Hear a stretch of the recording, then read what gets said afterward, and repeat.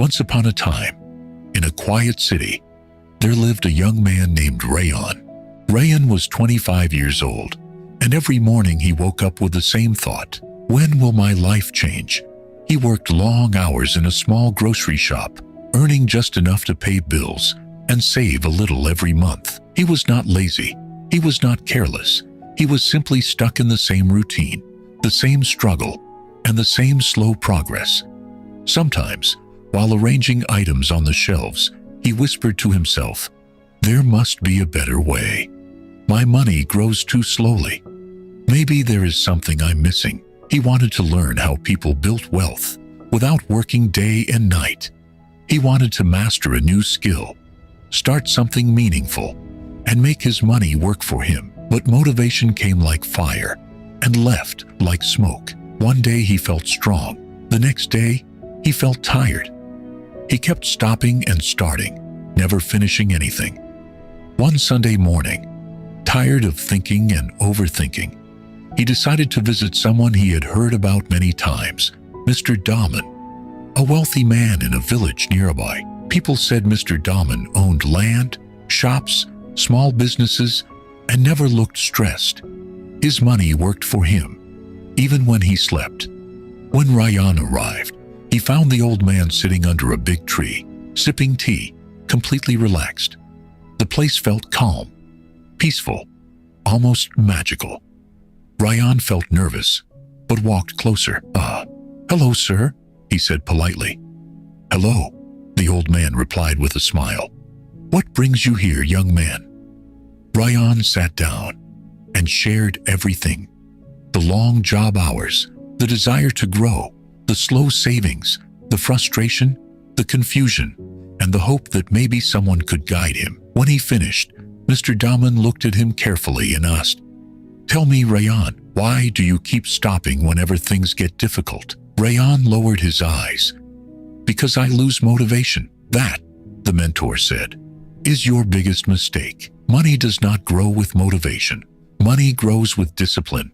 Motivation is a guest. Discipline is family. Guests leave. Family stays." Rayan felt those words hit him deeply.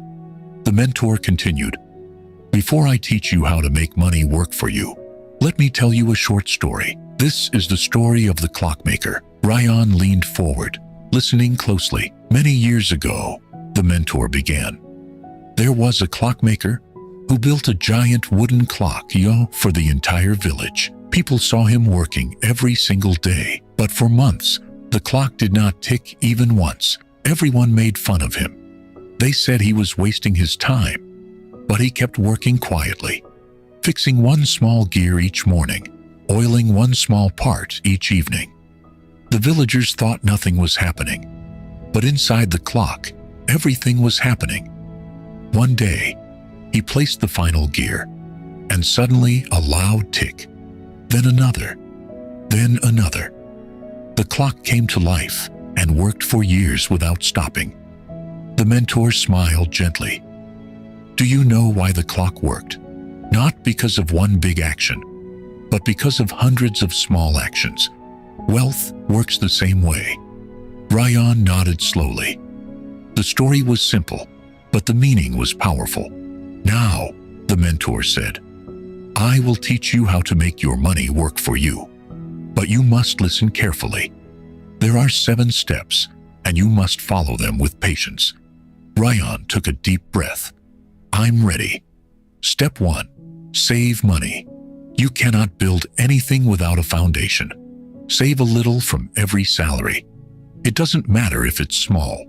Drops become rivers. Step 2. Avoid showing off. Don't waste money on fancy phones, bikes, or things you don't need. Expensive toys kill future wealth. Step 3. Look for opportunities. Passive income is everywhere. Look around your area. Search online. Ask people. Ideas already exist. You only have to notice them. Step 4. Start small. Don't wait for a perfect plan.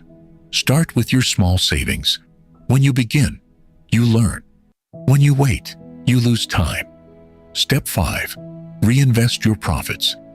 Don't eat your seeds, reinvest them. Let your small business or idea grow slowly. Step 6. Build multiple income streams. When one source becomes stable, start another. Never depend on one income. Even trees grow more branches. Step 7. Stay patient and keep learning. Money grows slowly at first, then fast later. Most people quit in the slow stage. You must not. Ryan listened carefully, his heart filling with new hope. Then something heavy hit him. Something he didn't expect. What if I fail? He asked quietly. The mentor looked straight into his eyes. You will fail, he said calmly.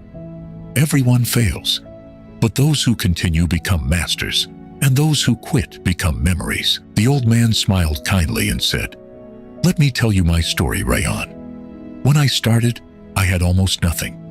I tried many businesses. Many times I failed. Sometimes people cheated me. Once, a partner ran away with all my money. I felt angry. I felt sad. But I never gave up. Ryan listened carefully. The old man continued, I failed again and again. I lost small savings. I made mistakes. Sometimes I thought of quitting, but I learned from each failure. I kept working little by little every day. I trusted the process. I trusted myself. Slowly, my small efforts started to grow. Now my money works for me. I earn even when I am resting. He looked at Ryan and said, Ryan, if you want to succeed, you must do the same. Trust yourself. Start small. Be consistent. Learn from mistakes. Failures are not the end. They are steps down the way to success. Ryan felt hope in his heart. He understood that failing was normal. He just needed to stay patient and consistent. He promised himself to keep trying, just like the old man had done. Ryan felt something awaken inside him. A fire stronger than motivation. A fire made of discipline. That very week, he started small. He used his savings to begin a tiny side business, selling homemade snacks in the evenings. The first few days brought no customers. He felt embarrassed. People laughed. Some said, he thinks he's a businessman now. Every night he wanted to quit, but he remembered the clockmaker. The clock did not tick the first day. It ticked after many unseen efforts. So Ryan kept going. One night, a woman bought 6 packets and told her neighbors. The next day, 3 new customers came. A week later, 7. Slowly, his small business started earning a little profit. Nothing big, but something real. Instead of spending it, Ryan reinvested it. He improved the packaging, added a new flavor, and bought a small stand. The business grew. People stopped laughing. Some even asked how he started. With more confidence, he added a second income stream, an online listing service for grocery delivery in his area. It started slow, but it started. Weeks turned into months. His money began working for him, quietly but steadily. Just like the giant clock. One afternoon, while counting his weekly earnings, Ryan felt tears in his eyes, not because of the money, but because he finally understood something. Success is not a spark.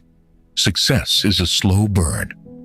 He visited the mentor again and said, Sir, my money is finally working for me, huh? The old man smiled. No, Ryan, it is you who is working correctly now. Money obeys those who are disciplined. Ryan walked home with a new kind of confidence.